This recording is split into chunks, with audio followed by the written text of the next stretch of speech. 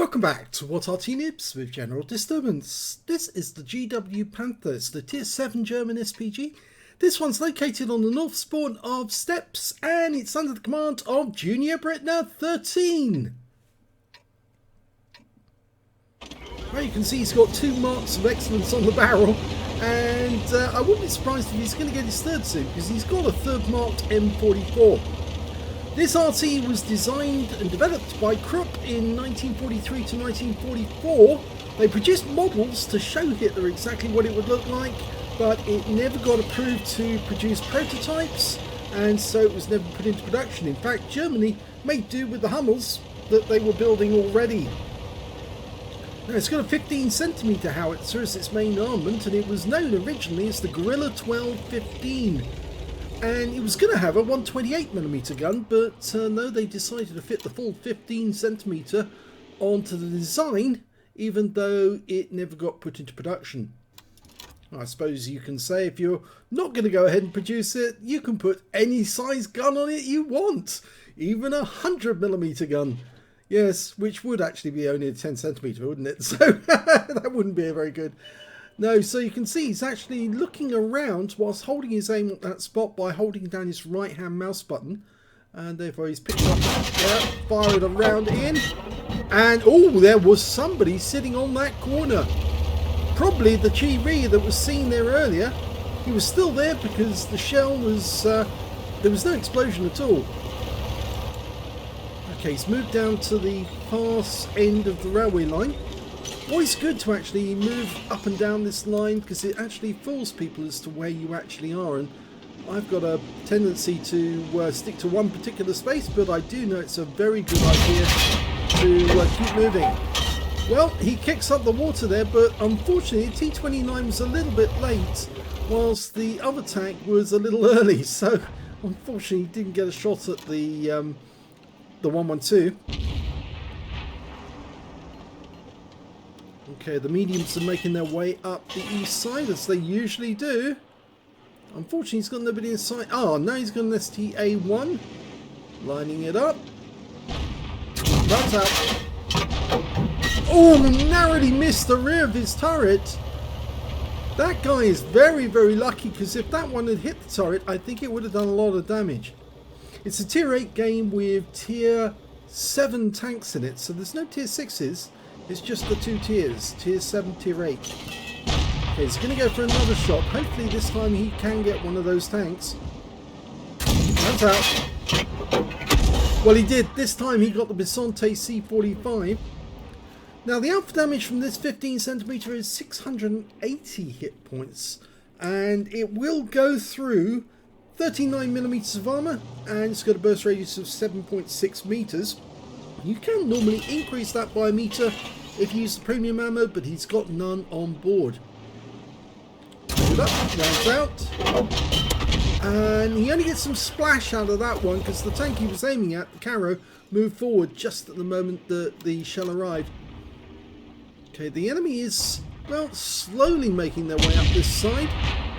They've got some serious opposition, but, well, it looks to me like JuniorBritner is going to get a shot into that T-29. Rounds out.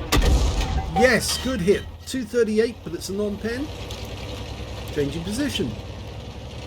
Now, as you know, the GW Panther was made from the hulls of Panther, but for some reason, Wargaming decided that because it was an artillery, and artillery wouldn't need to have the full cream Maybach engine with a supercharger, they actually have derated the engine, so it doesn't have as much horsepower as the standard Panther tank does, which means this artillery is actually quite slow in comparison to a Panther tank.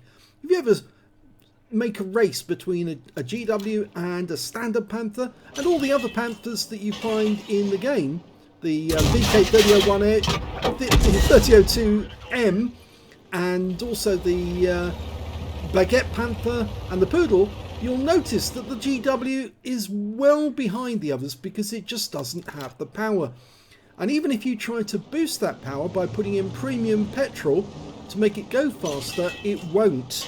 It is so dreadfully slow, it's not worth getting rid of the premium consumable or one of the premium, one of the first aid kits or repair kit. So you're much better off just staying with the standard loadout and not using premium fuel at all. It's a bit of a shame really, because you don't really know what Wargaming or what Germans would have actually fitted to their GW Panther. They might have fitted the full cream engine with the supercharger. Now, you think you did notice, I was talking at the time, but an AMX 1375 made a quick run towards him, noticing that he was in this corner, but he got taken out of the game, thankfully, before he could do any damage. But JuniorBritner managed to get a nice shot into that guy for 313 hit points. It's kind of put a crimp on his battle, because he was taken out moments later. Now, he did knock that tree over, and normally I would say if you knock a tree over or if you make anything that can be seen by enemy Arty, the best thing to do is you change position, move away from that spot. If you don't move away, then there's a good chance he might get taken out. Now, this is one of a pair of videos. Oh, tried a blind shot in on the T29, but he wasn't there. He is moving away now.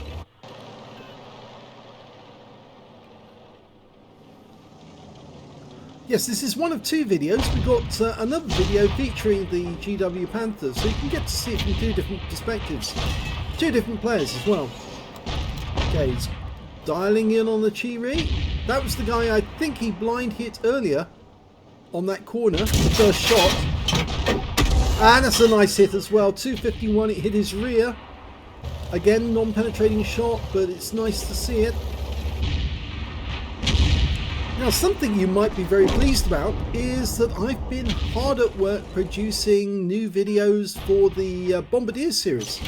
Yeah, we're working on the next phase, and I've been seeing a lot of artillery players who get taken out in a Bombardier when they're right alongside another artillery piece. And I can't say how many times I've said to people, do not park your Arty next door to somebody else's, because chances are you are going to get taken out.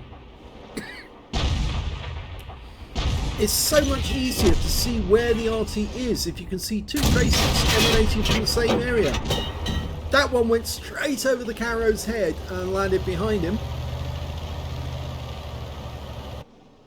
Now, a Star 1's made it to the cap area, but there's nobody there really to deal with him. We do have a Caro P88 nearby, but he's actually dealing with the enemy Caro. He just got the kill. And now we've got a Ferdinand. Oh, that landed just in front of him. I had the feeling that Star 1 is actually going to head towards the guys on the east side of the map. In the meantime, the T29 has gone down. He's now out of the game. And the 112's gone down as well, which means, well, we're in a much better position over here. Oh, that was a good hit right on the rear of the Star 1.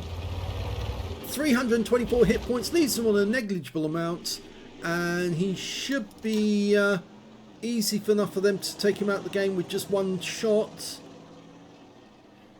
Trouble is, we've got that Ferdinand down there, and also the Star. There he is. There's the Star. And the Hellcat gets the Star. And JuniorBritner gets a nice shot into the Ferdinand for 301. Okay, that guy's in a bit of trouble now, because if they can track him, he's not going anywhere. The Super Hellcat needs to get away from the gun at the front. So long as the Caro keeps him tracked, he's stuck. But he isn't tracked, he is still moving. And there goes the round in, and that's the kill shot. So JuniorBritner gets the kill, and now it's switched. It was 4 versus 5, now it's 4 versus 3. We're looking towards the south. There's a T-25AT with a Tier 7 American non-turreted tank destroyer. Those things can have a 105mm gun if they've got the top gun. Not anymore, that one's out of the game. So that's the second kill for JuniorBritner.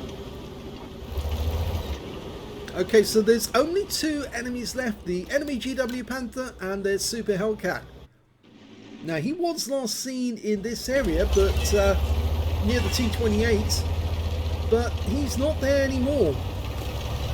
And JuniorBritner's decided to redeploy himself, which is usually the best thing to do in the end game. You can become so much more effective if you move towards the enemy cap area, because if the enemy does try and make an attempt to cause trouble and you're down the other end, you can put some pressure on them. Okay, they're indicating that he might be over near those bushes, but I think he's up near the cliffs. Oh, no, now we know where the Super Hellcat is. He's over on the east side of the map, and he's rapidly approaching the Carro. And the Super Hellcat rounds out. Long flight time. Oh, fantastic shot! What a leading shot that was. 370 hit points right into the side of the Super Hellcat. It wasn't a penetrating shot, but it certainly stopped him from going after our Carro and the Super Hellcat. So he's obviously now dealing with damaged modules. Rounds out. He backs up and takes another hit. And it looks like JuniorBritner might actually have the high caliber. He's got 20% of the enemy hit pool. And there's the kill shot. The Carro gets him. And that just leaves the enemy Arty, the GW Panther. He's been located. He's up in the heights. Let it dial in. He fires a bit too early. Yeah, and the shell misses. It wasn't as accurate as it should be. I would say, and I keep saying to people, let it dial in. If you let it dial in, you get an accurate shot. Well, the first game is over. It's a victory, and they've won. Let's have a look at the second replay. The second replay is on the Malinovka map, and they're on the east spawn, and it's Gohibniu, or Gohibniu, and he's in platoon with one of his clanmates, because they're from W-UNI. In fact, I used to be in W-UNI as well. Flat Earther 42 is the other guy, and he's in the T29.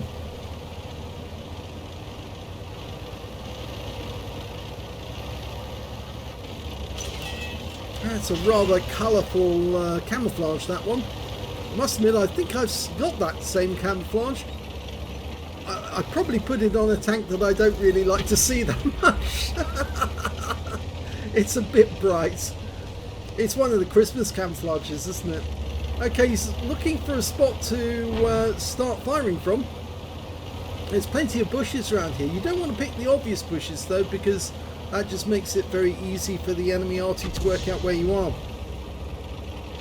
Now, a Cromwell B on the enemy team has managed to make his way quite a way south, but our AMX1375 has also gone north on the lakeside. Okay, room spot and ready to shoot.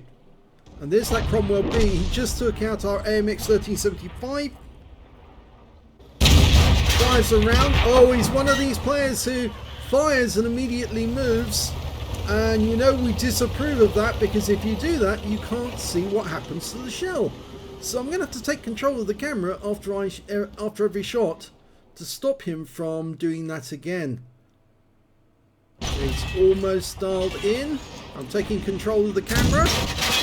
Yes, he did move immediately after he fired, so I'm going to have to send out the red flag to Gohibniu. If you do that in future, you won't get any replays from our channel, because we like to see what the artillery shell does. And if you keep moving the camera immediately after you fire, and in fact looking away after you shoot, then we can't do anything with the replay. And he's done it again. You can't see what actually happens to the shell. You don't know if you hit the target, or if you missed, or how, or what the enemy did. You see, I'm controlling the camera at the moment, so I'm seeing what the enemy did, and there we can see the Crusader's been the Cromwell B's been taken out. Okay, he's looking towards that dip. There's an AMX1357 there, and he's done exactly the same again. Yeah. I'm afraid you keep doing it, we will stop it. We will throw the video replay out, and we'll tell you we're not going to do any more from you, because it's a waste of our time to do them. Okay, he's going to be going after a T29. I'm taking control of the camera just in case he does it again. He's decided to look elsewhere, and up on top of the hill we do have a few targets up there. Again, I'm going to have to take control of the camera. And he did exactly the same again, but thankfully we get to see exactly what happened to the shell because we're sticking with the target even if he's not. But I will say that I'm afraid this will be the last replay that Gohibniu is going to get from What Arty Noobs. Okay, next target, Tiger 1.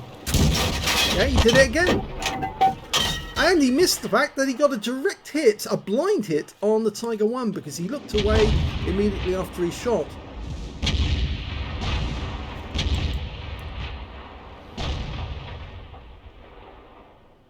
You see, if he looked away immediately after he shot, he wouldn't see that he hit him because nothing would show up on the head-up display. Now, he did get that one. It did say 205 hit points that he did collect, but only by virtue of the fact that the 40 TP was in sight up until directly before the moment that the shell struck. Okay, he's going for another shot. Rounds out and he looks away again.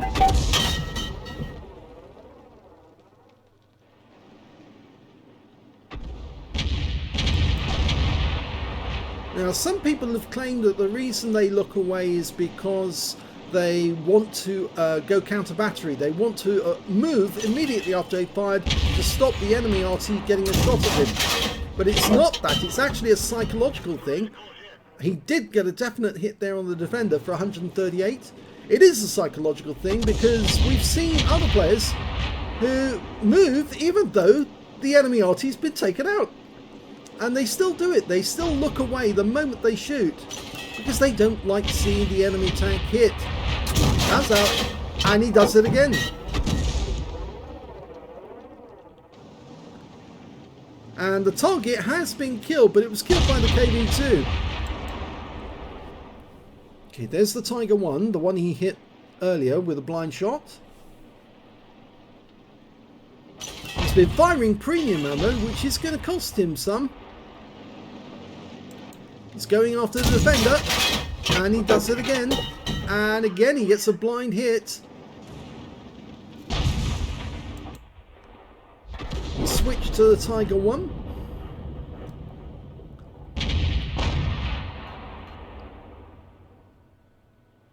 Last premium shell. As I say, it's going to cost him a fortune in shells. And he gets another blind hit on the Tiger 1.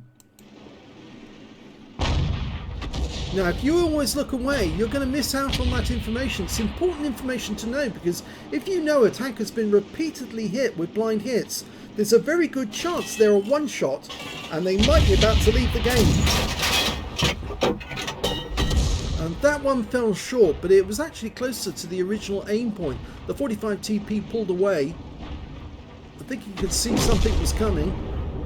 But that defender doesn't look as if he knows something's coming. The 45 TP has actually moved forward now.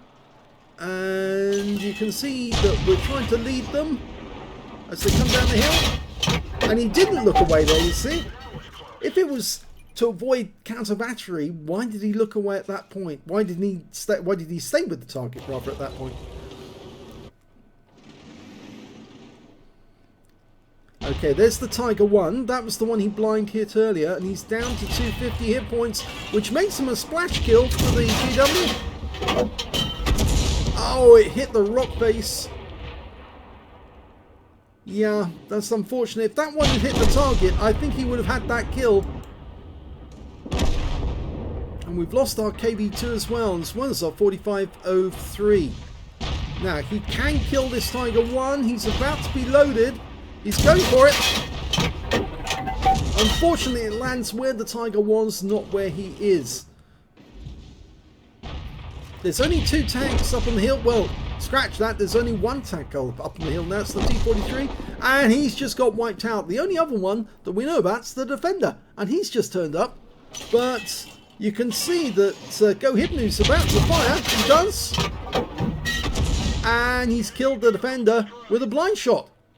In fact, the wreck hasn't appeared yet, but he is dead because he has been recorded as a kill. He should be showing in front of the screen at the moment, but I don't think anybody's actually looking up there. Tanks that are killed are supposed to show up as wrecks. Okay, now he's firing at the T-29, and he did get a hit on that one. I was focusing so much on that that defender, I missed the fact that he was firing elsewhere.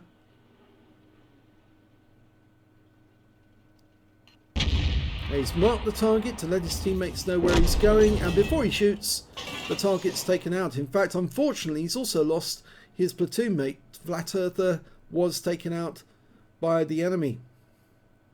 Okay, so he's looking over on this end of the map. He's loaded and ready to go. He's just looking for where there might be an enemy tank holed up in defense. The enemy's only got 4 tanks now against Star 6, so he does have an advantage. There's the Star 1. Now, normally I'd say don't bother with the shot on that guy because he would be incredibly difficult to hit, but you can see Gohibniu did get that shot because he poked out too high and got hit by the splash from the shell. It was only 134 hit points, but it was still useful. And the Star 1 is now being hit by our P-43 Biz and the Scorpion. Okay, can he get a shot into that corner? I think leave it to the T-34-85M who's going into the kill. Oh, and the enemy... Oh no, it's our P-43 fell off the edge and he's gone into the water and drowned. And we just lost the T-34-85M to their Nashorn. So now it's 4 versus 3.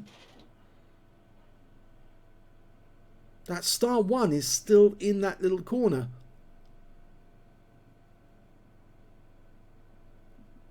We do have an EC8 up there. There's the Star 1.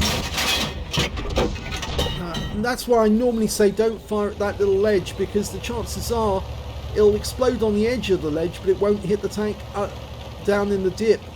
Unfortunately, the Star 1 just got our EC8, and now that means it's 2 versus 3. They can still pull this off though.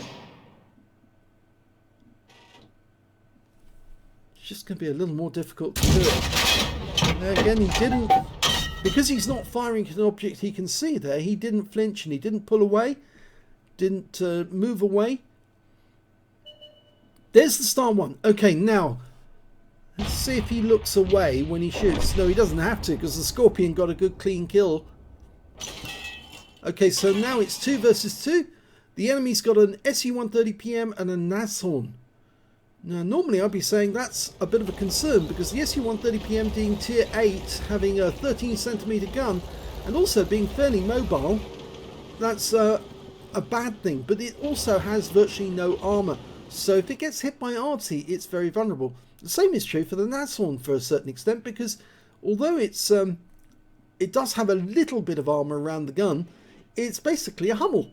And there's the SU-130PM and he's come across. Now, can we get a shot on target? Dial it in, rounds out, he didn't move and he gets a big hit and a penetrating shot. And the SU-130 goes down, but there's the Nashorn. And oh, we just lost the Scorpion. Now, can he get a shot in on target? Don't move, don't flinch. Let it hit. Ready? Rounds out. Ooh, that was a direct hit. No mistake about that.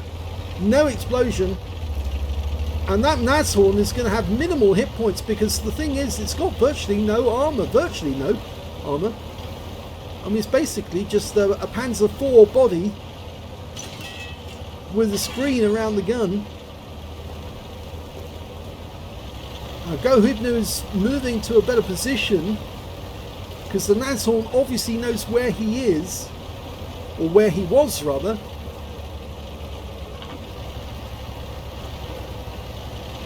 He's going to have to find an ambush position. Okay, well, the Nashorn's decided to cap, and the obvious place for him to hide would be in the bushes.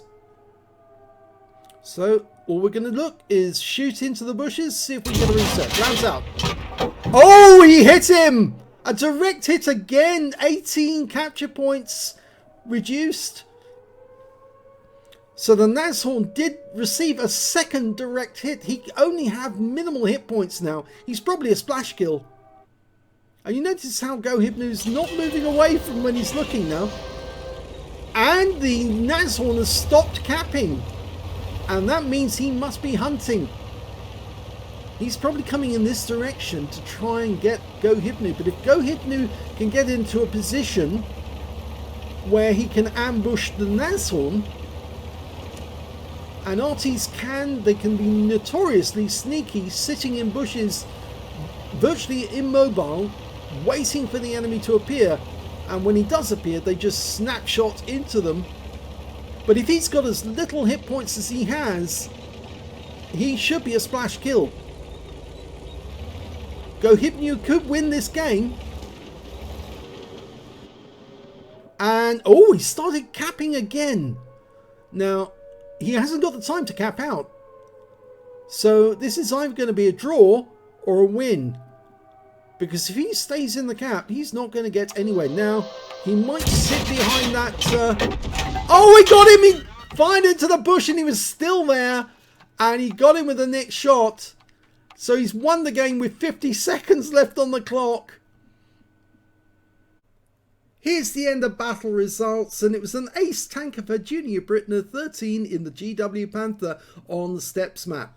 He managed to get a bruise medal for getting at least 5 critical hits. He managed to get 19, a gauze medal for doing more damage than 8 times the hit points of his own vehicle, and he also got a Confederate medal because he only hit, well, he only killed 2 enemy, but he certainly hit a lot of them in the end. You can see that. Let's have a look at the team score and see where he came. Well, he didn't get the highest damage in the game. That went to the Chimera on his own team with 4,165 hit points. JuniorBritner managed to get 3,880, which is very high. And the next high score after that was Bisonte C45 on the enemy team with 3,053. When it came to kills, it was the GW Panther who did the best with 4 kills. 3 kills went to the T8025AT on the enemy team. And then there was 2 kills for the Super Hellcat, for JuniorBritner, for the Chimera, and the Caro on his own team, as well as the Bisonte, the T29 and the GW Panther on the enemy team. When it came to base XP, it was JuniorBritner. He got the most with 1,377, 1,266 went to the Caro, and 1,202 went to the Chimera. He fired 23 shots in that game, got 11 direct hits but no penetrations at all, 23 splash. Damage of 3,880 hit points, of which 3,567 were at more than 300 meters. He hit 11 of the enemies, so there was only 4 enemy tanks he didn't touch in the entire game, and he killed 2 of them, so that's a big difference to get him the Confederate. 58 hit points of damage assistance and 1,045 hit points of stun assist off 20 stuns, and in no small amount that helped him to get the ace tanker. On a free-to-play account, he earned 40,458 credits, and after ammunition resupply, took away 14,698 credits. He received 1,377 base XP, 413 for personal missions payout, and took away 1,790 experience points altogether. So a very good game there by JuniorBritner. It could have been cut short were it not for him getting a snapshot into that AMX 1375 that was coming straight for him, and also one of his teammates actually getting a good shot off to knock that guy out before he could get close to JuniorBritner. If we look at the second battle, we can see that it was also an ace tanker for Gohibniu in the GW Panther on Malinovka. He managed to get an ace, he managed to get a bruiser medal for getting at least 5 critical hits, he got 20. He got a gauze medal as well, the same as JuniorBritner, for doing at least 8 times the hit points of his own vehicle in damage. He also picked up a Confederate medal for hitting more of the enemy than anyone else, and in this game he also got the high caliber because he dealt the most damage in the game overall, and of course he won the game for his team by taking out an enemy with 3 blind shots. Yes, because he hit that guy once in the bush when he was up near the front line, once when he was actually sitting in the bush hiding in the cap and got a reset, and another time to get the final kill. In fact, it's a little unlucky that he didn't actually get a defender medal, because I think we'll find that he did actually get some defense points. Let's have a look at team score and see where he stands. 3,758 hit points of damage. The next high scorer was the Scorpion on his own team with 2,704, which is not a huge amount for a Scorpion to get. 2,621 went to the Object 252 Defender up on the hill. That was also one of the ones that he managed to get the kill on. The tank that just didn't appear when it was supposed to.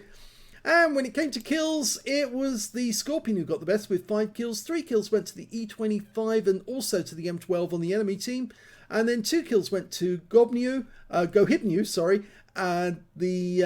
KV2 on his own team, the SDA1 and Nashorn on the enemy team.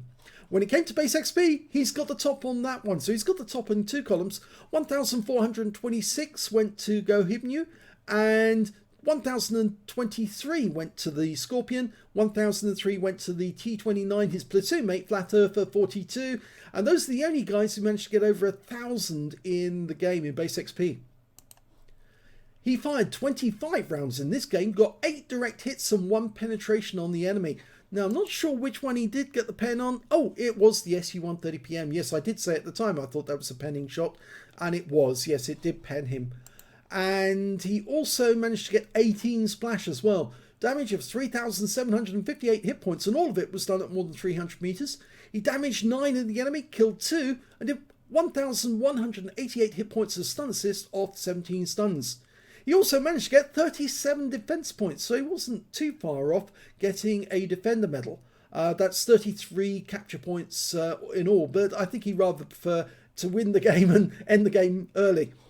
40,127 credits on a premium count, and after ammunition respawn, remember he did fire a fair amount of premium ammo in this game, he still came out with a profit of 21,890 credits. 1,426 XP, 8,556 from personal missions payout, and 321 because he was playing in the platoon right from the start. He took away 11,016 experience points altogether. He said it was a nail biter to the end. It certainly was. But I must say to Gohibniu, please do not look away after you shoot. I know you might want to reposition yourself, pardon me, to avoid counter battery, but there are ways of doing that by still looking at what happens to the shell. You either press your W key or you press your S key to move backwards or move forwards, so you move away from the firing point after you've shot. And then after you've seen how the shot actually falls, you can then change direction and reposition so that the enemy can't get a shot at you. I know that people on the NA server tend to be very hot on counter battery, but it's still possible to avoid counter battery shots if you stay watching and seeing what happens to the shell, because it's so important to know what you've actually done. Because you hit that Tiger tank 4 times during that game, 4 times, and 3 of those shots were blind shots. You never actually saw the shell land because you'd actually looked away already. But because I actually held the camera on the Tiger one, you saw that each of those shells hit the target because there was no explosion. And that's important information you need to know, because it means that if you find that Tiger one again, chances are he's going to die the next time. So I hope you enjoyed both of those replays. If you did, please give this video a like. Do subscribe to our channel. Leave a little comment down below because it feeds the algorithm.